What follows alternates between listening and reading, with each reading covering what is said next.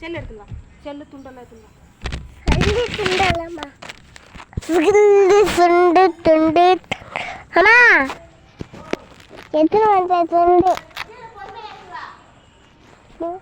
பொறுமையா நூறுவா பிரோ பிரோ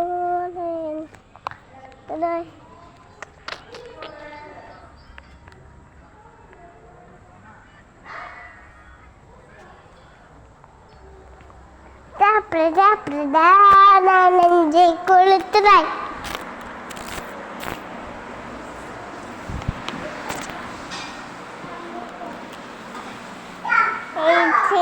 போலதான் உனக்கு போன போலதான்